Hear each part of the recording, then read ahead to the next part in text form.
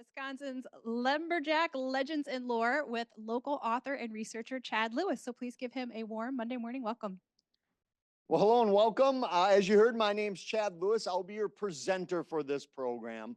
And although my background is actually in the field of psychology, I've spent the last 30 years traveling the world in search of the strange, the bizarre, and the unusual.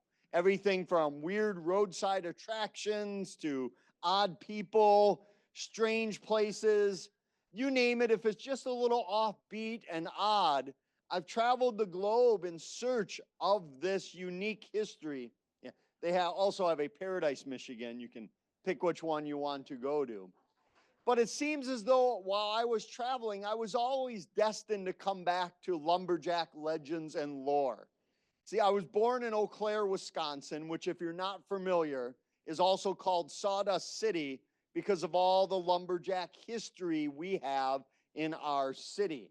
As a child going on school field trips, we would go down to our local Paul Bunyan Logging Camp Museum, where we would learn about the history of logging in Wisconsin. When I decided to go to college, I went to UW Stout, which was formed by a lumber baron. So it seems fitting that I would now be talking to you about the lumberjack history and folklore of our state. So you can sit back and relax. The next 45 minutes, we'll travel back through time when the lumberjack industry dominated the entire Midwest.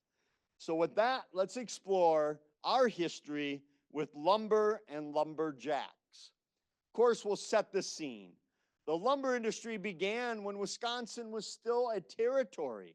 In fact, we're going to be focusing on the mid-1800s to about the early 1900s when the lumber industry was at its peak. Now, it was said back then, if you were a squirrel in Wisconsin, you could travel from the Northwoods all the way down through the South and never touch the ground, hopping from tree to tree because there were so many trees. So that's when we're talking the peak of logging, 1800s, early 1900s. Most people do not remember that most of the logging was done during the winter months. And it was done during the winter for numerous reasons. First of all, you wouldn't have to contend with all of the mosquitoes, ticks, and bugs that were everywhere up in the Northwoods. Also, the ice allowed you to ice up your trails, making it possible for your team of horses or oxen to haul heavier weight down to the riverbanks. They would not haul this much weight. This was done for a postcard or a picture, but it allowed the team to haul more weight during the winter. But it also provided an opportunity for people to load the wood along the riverbanks. They would then wait for the spring thaw when all the snow would melt. It would raise the rivers high enough where you could shoot the logs down on the rivers to all the sawmills that were in nearly every town that was positioned on a river. It was also done in the winter because most of the lumberjacks were farmers. They would farm all season long, and then as fall settled in, they would head up north, leave behind their friends, their family, their loved ones, and they would work in the lumber camps all season, hopefully to make enough money to come back, buy more land, more livestock, or save the family farm.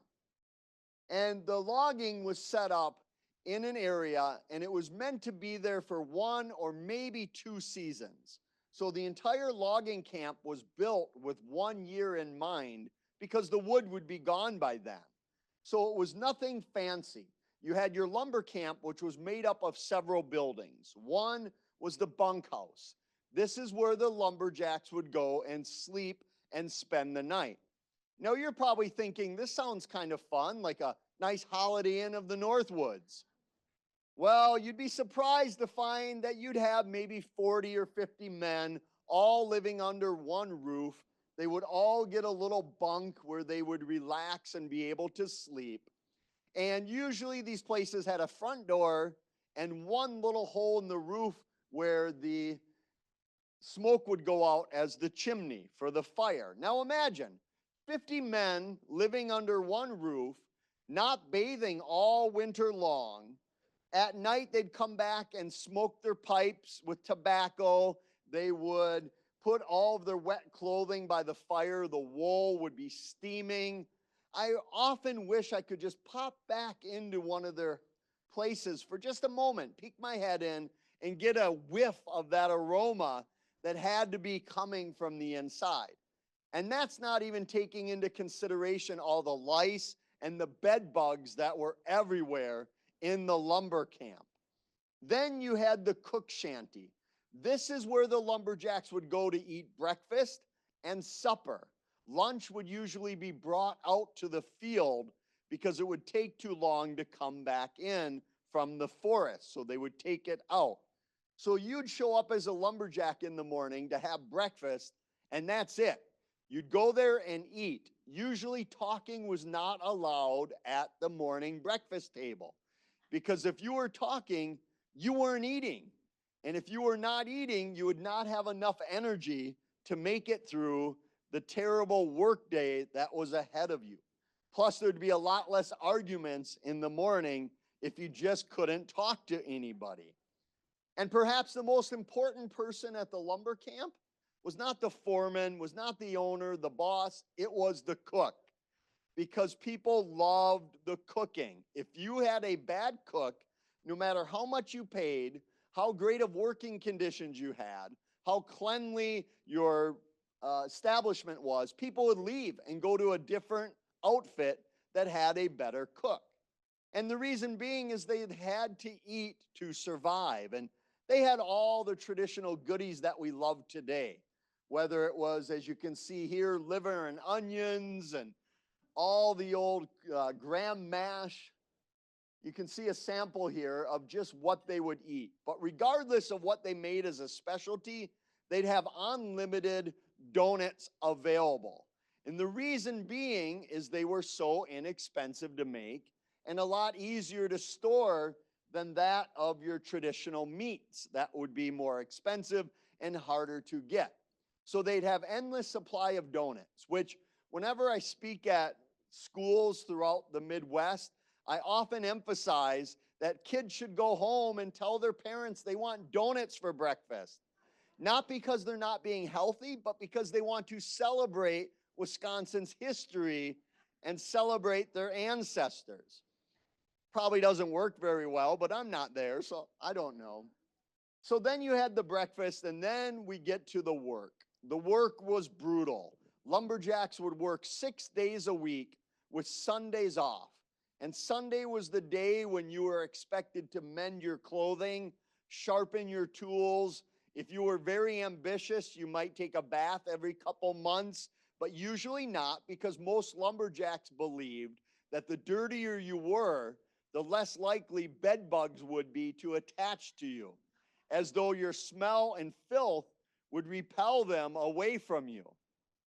This was also the day, if there were any visitors at the camp, it would be on a Sunday.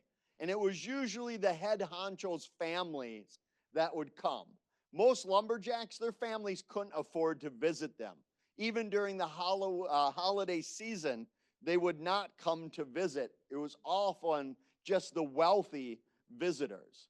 And the lumberjacks worked from what they called can't see to can't see, meaning they would be up and heading to the woods when it was still dark, and they wouldn't get back from the forest until after dark. So they would call it, you have to work from the time you can't see to the time you can't see. They would be awoken in the lumber camp with a bright message, daylight in the swamp, time to get up, get to the cook shanty, and get out to work. And lumberjacks survived on two main things back then: coffee and tobacco, which they would have huge amounts of both. But they were very ahead of their time, because lumberjacks had an equal pay for equal work. No matter what color your skin was, what country you came from, what language you spoke, what religion you practiced, if you could do the same job as somebody else, you'd get the exact same amount of pay, which is why we had so many Native American lumberjacks. Often it was done on reservation land. We had African American lumberjacks, and the lumberjacks were filled with immigrants coming over from all over the world to work in our lumber camps. In fact, there were so many immigrants in the lumber camps that the old joke was at night, you could hear snoring in 12 different languages. There were so many lumberjacks coming from other places to cut our timber. And today, this is what we think of the lumberjack: strong, sturdy, muscular men. But keep in mind, in the early 1900s, the average height of an American male was only 5'6". In fact, most lumberjacks would have looked more like this: 5'3", 140 pounds. But that didn't mean they couldn't work. They were great workers. In fact, they prided themselves on how good of a job they could do. If you were not very physical, you probably wouldn't last very long at the lumber camp. They would throw you out. They would have daily, weekly, monthly, and season of competitions to see who could cut the most wood. So you'd compete for the day's work, the week's work, the month's work, and the season. And the winners would get absolutely nothing. Only bragging rights that they were stronger, faster than their cohorts in the lumber camp. They also needed specialized clothing. The most important would be to have the stagged pants, what we might call high waters, because they would walk through the snow to get out to the woods, and the snow would attach to the bottom of their legs and start to melt, but then when it got really cold, it would freeze, basically turning your bottom of your pants into log-like ice sheets.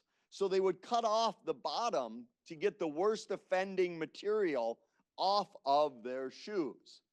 They also wore caulked boots that would be screws or nails poking through the bottom of them to give them grip out on the ice and working on the trees. They also came in handy during fights between the lumberjacks as well.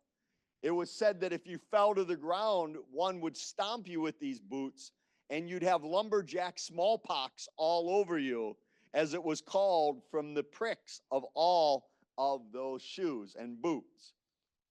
You would get most of your clothing right at the camp store. This would be set up on site, and it was run by the camp operators, where you'd come in. Hopefully they'd have something close to your size.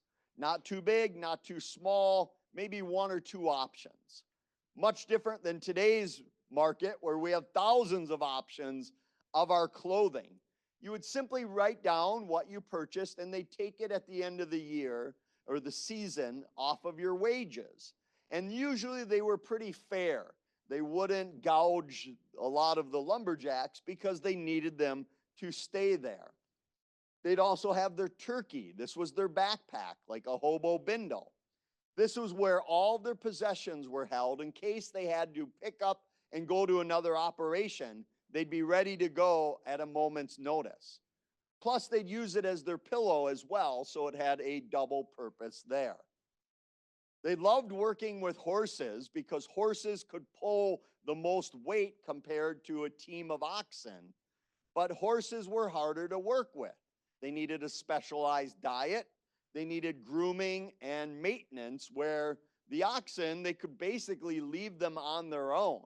In fact, it was said that if you did leave them in the woods over the season, the summer, and come back the next fall, they'd still be there waiting to get the work done. It was said that they had such a horrible life that the oxen, that when they died, they became a hodag, which we will get to a little bit later in the program.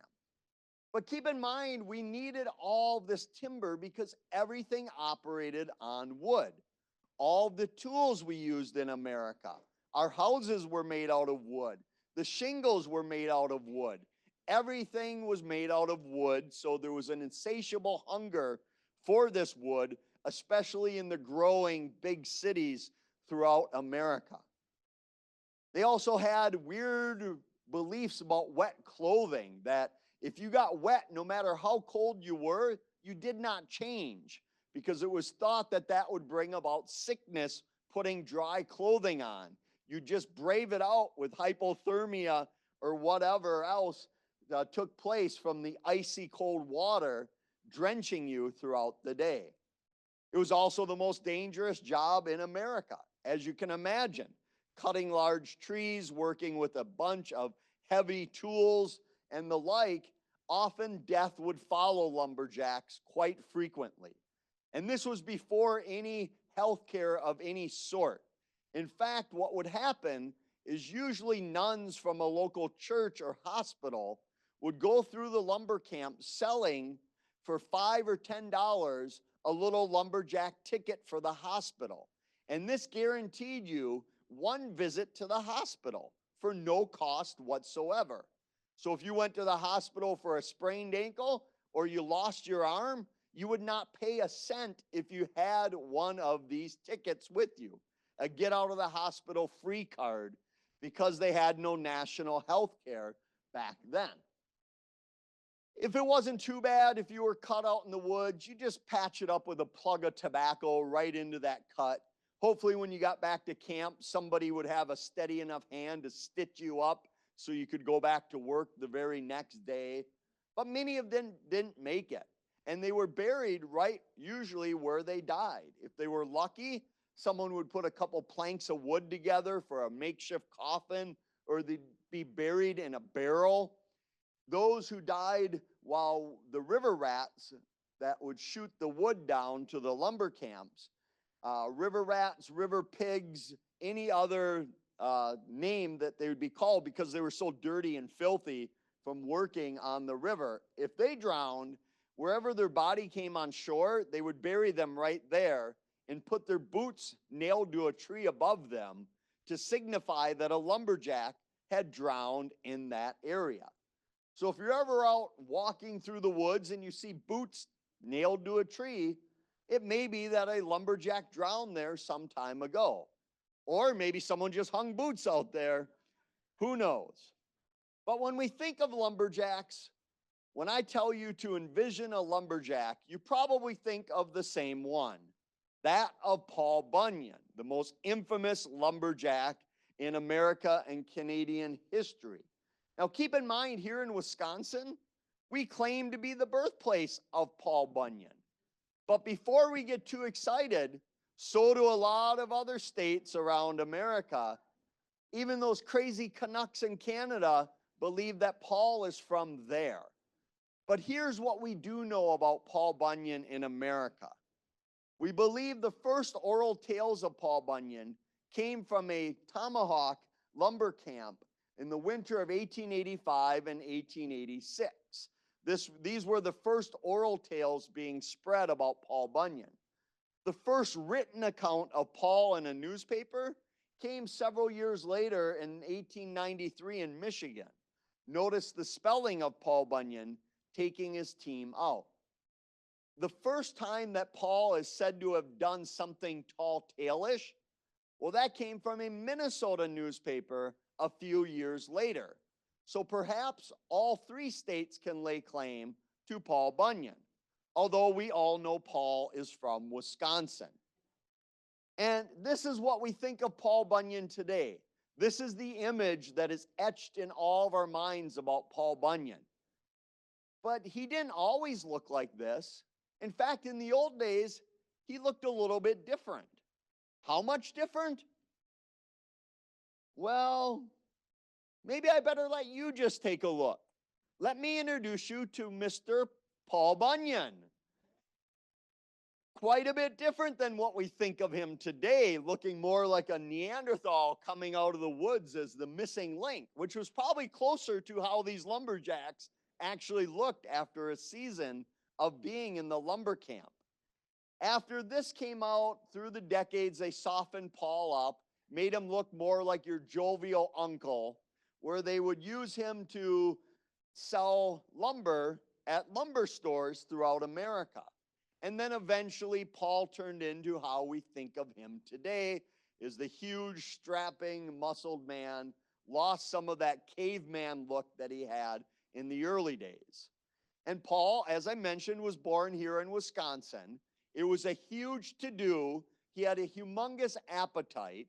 In fact, it was said the frying pan was so large that his cooks would strap butter or bacon to their feet and skate around the skillet, oiling it up in order to cook for Paul Bunyan. He was so hungry, we had to start several restaurants for him just to make it. The first, obviously, being in Wisconsin Dells, 1958. They put a 15-foot statue for Paul. And of course, fitting to the Lumberjacks, it is an all-you-can-eat breakfast all day long. Notice the donuts are there as well. When that wasn't enough, they started another one in Monaco, Wisconsin, which unfortunately has recently closed. But don't feel too bad, because you good people of La Crosse, you wanted to help out with Paul as well, because he was eating so much, he needed a drink. And, well, you built him the world's largest six-pack for him to drink. If you're not familiar, you would have to drink enough beer to fill, 7 million cans, and 3,000 years for you to do a six-pack a day. So Paul was healthy and growing, and then he came across his best friend, that of Babe the Blue Ox. Now, a lot of you are probably familiar with Babe the Blue Ox, but you might not know how these two actually met one another. Well, they met each other here years ago in Wisconsin during the winter of the blue snow. What had happened was the weather was so horrible that year, everyone in Wisconsin was cursing a blue streak so long that it turned all of our snow blue.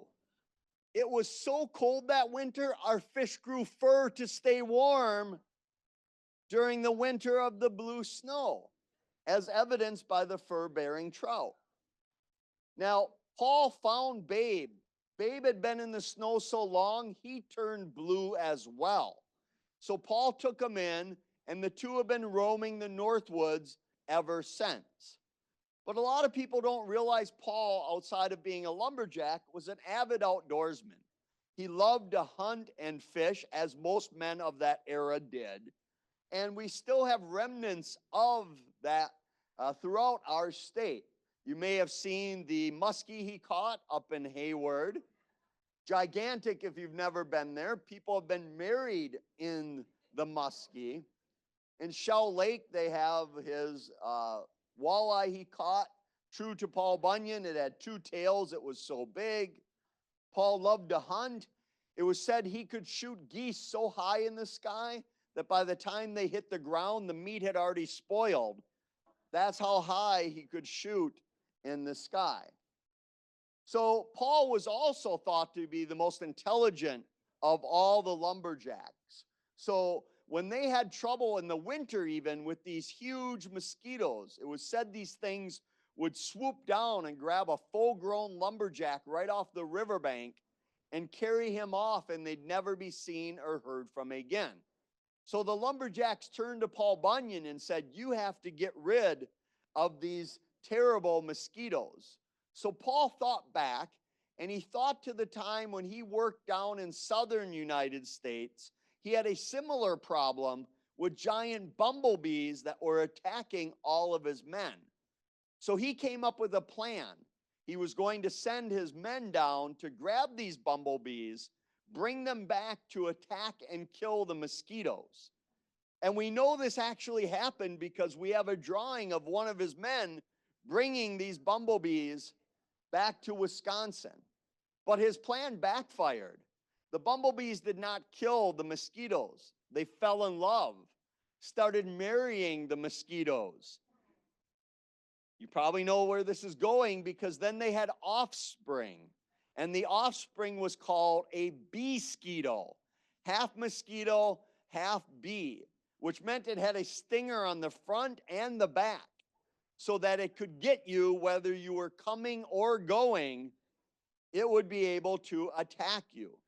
Thankfully, according to folklore, most of these drowned in Lake Superior many decades ago, but I've talked to many people up in the Northwoods who believe these things are still there and gigantic, but you'll probably be safe. Maybe.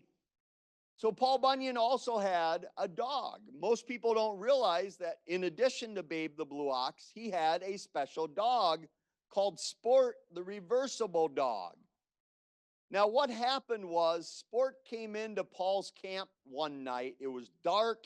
He was so small, Paul thought he was a rat. So Paul threw his hatchet at him and cut him in half. When he went over to retrieve the hatchet, he realized it was a dog. So he quickly sewed the dog together, wrapped him in a flannel blanket, and nursed him back to health. A month later, he unraveled that blanket and realized his mistake. In the dark, he had sewn the dog's legs facing up instead of down. But this turned out to be great for Sport because it was said that he could catch any prey in America because he never got tired. He would run on his front legs until he got tired and then flip over and run on his back legs, and he'd keep flipping back and forth and he'd never get tired. You can still see his offspring up in the North Woods. They're easy to spot. Their legs are pointed toward the sky rather than the ground. Notice Paul as being that more of your uncle looking in this depiction as well. Then you had Johnny Inkslinger. He was the accountant at the Paul Bunyan lumber camp. It was said that he would use a split pencil to charge you twice, writing down whatever you bought twice instead of once. But those who knew him said that was a lie. That was nothing more than bunk shanty talk, which is where the word bunk comes from, meaning not true. That's a load of bunk coming from the Lumberjacks of bunk shanty and their ability to embellish a story or two. Paul also had Brimstone Bill. Outside of Paul, this was the only person that could handle Babe the Blue Ox. And the reason Brimstone Bill could handle Babe the Blue Ox is because he was an expert in swearing. It was said that he could curse for 45 minutes long without ever repeating one curse word in the entire time, and Babe the Blue Ox respected that. Today, most people just know about Paul Bunyan through the Gophers and the Badgers teams that have been playing for Paul Bunyan's Axe.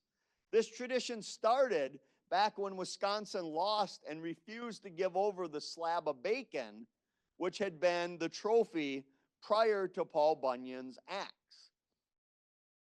As of today, the two storied football teams have met 133 times. Now, since we're close to both states, how many of you believe out of this the Badgers are in the lead? A few of you. How many the Gophers? Well, a few of you. Pretty much everyone is right because it is 63, 62, and 8 for the Badgers having the lead. We'll see what this year brings. We currently do have the Axe. And then we get to the death of Paul Bunyan. Unfortunately, we come to the time when he was buried. It was said in Rib Mountain in Wausau, and Babe is buried in Mosinee Hill, not too far from him. But I think the idea that Paul and Babe are dead is the biggest tall tale of them all. We all know Paul and Babe are roaming the Northwoods to this very day, going from lumber camp to lumber camp. So if you thought these legends were weird, and granted they were, it's about to get even more bizarre. Because the Lumberjacks, they would work all day, and then they'd come back to the bunkhouse, where they'd have nothing to do but smoke their pipes and tell stories to one another. And they often focused that attention on all the mysterious creatures that were said to be lurking in the Northwoods. Remember, this was at a time when the woods were thought to be inexhaustible. You could never cut down the woods, too many of them, and that anything and everything could lurk in those woods. So they would tell the new rookies, the greenhorns, about these mysterious creatures in the woods to scare them, to really get them on the alert for these mysterious creatures. As of today, scholars have collected over 100 different creatures that the lumberjacks believed in that were roaming the woods. A few of my favorites I'll share with you today. Perhaps my favorite is that of the previously mentioned hodag. Now, if you've never heard of the hodag, it looks something like a dragon with spikes down its back, huge fangs and claws. Perhaps no one knew more about the hodag than Eugene Shepard of Rhinelander. In the 1800s, he was a timber cruiser. His job was to go into the woods, assess how much money would be there if the company bought that land. And one day, while timber cruising in Rhinelander, he stumbled across a hodag. He wasn't scared, he was more curious. So he went back to town, gathered some of his friends in a hunting party, and they went back and captured one of these hodags. Believe it or not, Eugene Shepard put it on display all throughout Wisconsin at county fairs and festivals when the circus came through and the carnival, where people would pay to go see the hodag. When he was finished with all of that, he dug a pit in his house in the yard in Rhinelander. When media showed up, they noticed his kids were in the pit moving the wires and levers of the hodag. They said, obviously, this one's a fake, a hoax. And Eugene Shepard looked at them and said, of course it is. The hodag's too dangerous for me to actually capture. I had to recreate it to save my own life. Believe it or not, people contact me all the time wondering where they can go to see a hodag. And I always tell them the same thing. Go to Rhinelander. They're everywhere. They have about 50 statues throughout their town. Their local sports mascot for the high school is the hodags. It's on all their emergency vehicles. And you won't have to worry about going there. You'll be safe because everyone knows that the hodag only eats white bulldogs on Sundays. So you're safe unless, of course, you're a white bulldog. They have a Heritage Hodag Festival every May, and it's great because the people who have a booth next to me, they have 2 white bulldogs they bring with them every year, and they've been safe every year. Or we're familiar with a lot of snakes in Wisconsin, but here's one you might not be familiar with. It is the hoop snake. Now, what is weird about this snake is that it can grab its own tail in its mouth and create a hoop, making it to be able to chase you at high speeds down a hill. Now, you can get away from this. Obviously, if you run uphill, it will slow it down. But you can run through a fence, it won't get through it. But you cannot just climb a tree and wait because it will just sit at the bottom and wait for you to come down. Many men coming home from the saloon later than they were supposed to be blamed the hoop snake for treeing them, where they had to wait instead of coming home to their family. But the best way to get away from a hoop snake is while it's chasing you, jump through the hoop. That will confuse it enough where it will lose its concentration, fall over, and quickly forget it was chasing you. Now, what happens if the hoop snake does bite you? Well, whatever it bites will swell up in size, which is why so many lumberjacks would carry a walking stick with them. So if the hoop snake attacked, they would put the stick out, it would bite the stick, it would swell up enough, and they'd build a house out of that lumber. Now, you might think having a dog would be a benefit to your lumber camp, and in most instances, it was a benefit, unless you had one specific breed of dog. And that dog was the little known axe handle hound. Now, this dog survived on nothing but lumberjack axe handles. It was said that if you left your axe handle out and you weren't keeping track of your tools, it would eat it. And so many of them, it turned into an axe handle looking hound. It was said that just one of these things could eat an entire lumber camp out of business in just one season. But some of these creatures aren't scary. They're not deadly like the hodag. Some are just moving about in the woods, like this giant creature called the hoogag. Now, this, if you had to compare it to some common animal, you'd probably compare it to a moose, although its lips and tongue would hang down to the forest floor. Think of it as some weird Northwoods snuffleupagus from Sesame Street walking about. These things were said to be very dim-witted, but very friendly, that if you could capture one, it would make a great pet. But the problem was they had no knees, so they could not lay down to go to sleep at night. So you'd hear them crunching through the woods, and then they would brace themselves against a tree and boast all of their bulk against the tree to sleep for the night. Well, hunters discovered this about them, and they started using it for their advantage. Because these things were fast, the hunters could never catch them, but they could find out where they were sleeping at night. And what they would do is start to saw the trees halfway through. So when the hoogag leaned up against it, it would knock the tree over, and the hoogag would fall on the ground, and they could shoot them. Plus, it was doing half the work of knocking the tree over for them as well. It was thought the last hoogag died in Minnesota many decades ago. But there was one creature that was angry with us, and that was the agropelter. This thing looked like a chimpanzee. It lived in the hollowed out trees in the forest. And the reason it was angry is that it lived in the trees. But when the lumberjacks came in, the lumber industry wasn't like it is today, where they plant 2 trees for every tree they take. These things were clear cut. The lumberjacks came in and just swept the land clear, leaving nothing but miles of stumps behind. So the agropelters were upset. So when they came by, they would try to hit the lumberjacks and kill them as they passed underneath them with their sticks. Many lumberjacks were said to have lost their lives by being attacked by the agropelter.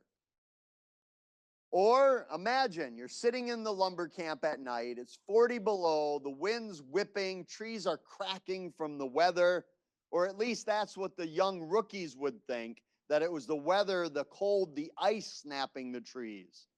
Old timers, the lumberjacks who had been there forever, they knew it was the work of the splinter cat. This was a cat the size of a leopard, but its head was as hard as an anvil. And it loved to eat honey from hollowed out trees where bees would inhabit. So what it would do, because it had poor eyesight, is climb a nearby tree and then jump from that tree into the hollow tree using its head like a ram. As I mentioned, it had poor eyesight, so it is said the last thing many lumberjacks saw was the splinter cat jumping toward them and knocking into them. But without a doubt, the most popular creature in all the schools that I go to is our next one. And it's one that you might hear it in the woods, you might smell it, you might even sense it, but you will never, ever, ever see this creature because it is called the hide behind. And true to its name, it will be hiding behind you. If you're standing in the woods, it's behind you. If you jump 180 degrees, it is still behind you. It is a master at hiding between rocks, hiding behind trees, brush, anything.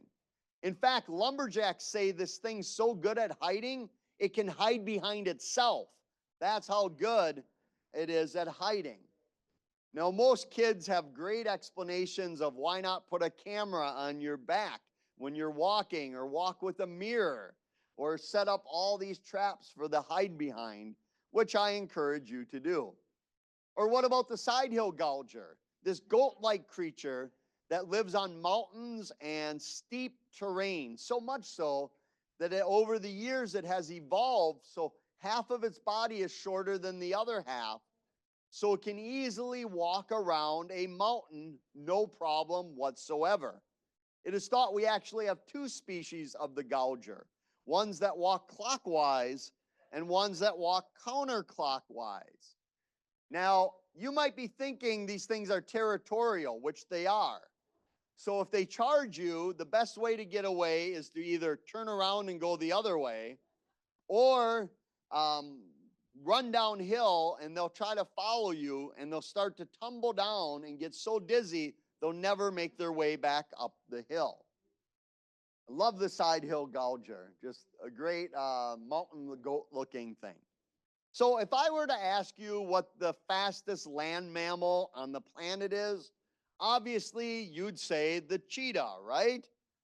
Well, you'd be wrong. At least according to the lumberjacks, the fastest creature out there is the jackalope, reaching speeds of 100 miles per hour. Now, the jackalope is part jackrabbit, part antelope. If you're not familiar, they were thought to be great harmonizers. So the cowboys, the ranchers having their fires at night, would claim when they were singing old cowboy songs that the jackalope would sing along and hum with them on the outskirts of the fire. The lumberjacks said the same thing, that these jackalopes would buzz along with the humming of the saws and the work, that they could hear them. Many are not familiar that there's actually many jackalopes out there. And people love to hunt the jackalope. In the old days, they found out that the jackalope has a weakness. And that because they can run 100 miles per hour, they only mate on thunderstorms at night, that they're very hard to hunt. So lumberjacks would bait them by putting out spirits, alcohol, beer, and whiskey. It was said that they'd get so drunk they couldn't run away from you. It was such an unfair advantage, the government has outlawed baiting jackalopes with beer. But that doesn't mean they won't come around the fire at night when you're camping and grab a little bit of your Leinenkugels all the same. Or what about the goofus bird? You'll see this thing flying around. It's easy because it's flying backwards, because it doesn't care where it's going. It only cares where it has been. It also roosts upside down in a tree, so that's another telltale sign of the goofus bird. And as I said, there are about 95 more of these creatures out there that the lumberjacks believed in. But as I'm running low on time, most people believe that the era of the lumberjack is gone, forgotten forever. And they're right, that the way lumber is harvested today, it's a lot different. Heavy machinery, most lumberjacks and Jills are home at night, or at least on weekends. They're not spending 3 months up in the North Woods in a logging camp. Even the way I told you stories today is not the way the stories were told in the old days. One lumberjack would start out with a story of how he worked with Paul Bunyan on the Onion River, and someone else would jump in and say, "No, you have it wrong. This is how it happened." No story was ever told the same way twice. It was always embellished. They were always improving it. Plus, what we know of the Paul Bunyan stories today are more of the modern tellings.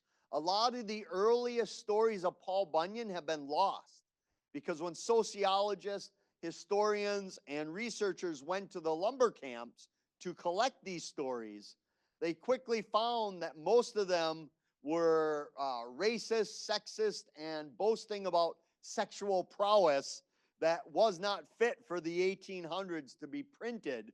So they were not recorded, and they've been lost to history. So a lot of the new stuff of Paul is what we know today from the early 1900s and beyond. But I think as long as people go up to that cabin rental up in the North Woods, or they have their backyard fires, or go camping, I think the legend of the lumberjacks will continue on forever. I think we'll always appreciate this part of our history. So with that, if you want more information, my website has more than you could ever want or need. But I hope your adventure doesn't end here today at the library. Come over, grab one of my books, go on your own adventure of Wisconsin. And when you do, I think you'll discover that we live in one heck of a weird state. And I mean that in a good way. You're going to see things you've never seen. You'll meet some weird characters.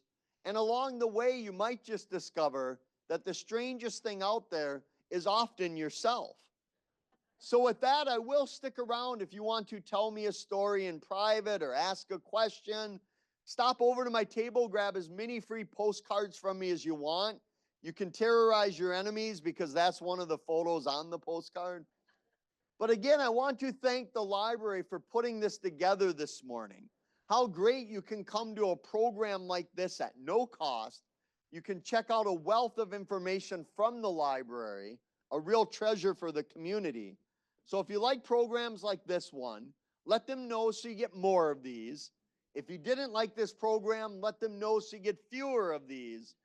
But either way, they put a ton of work into getting me here today, and they should be applauded, and thank you all for coming.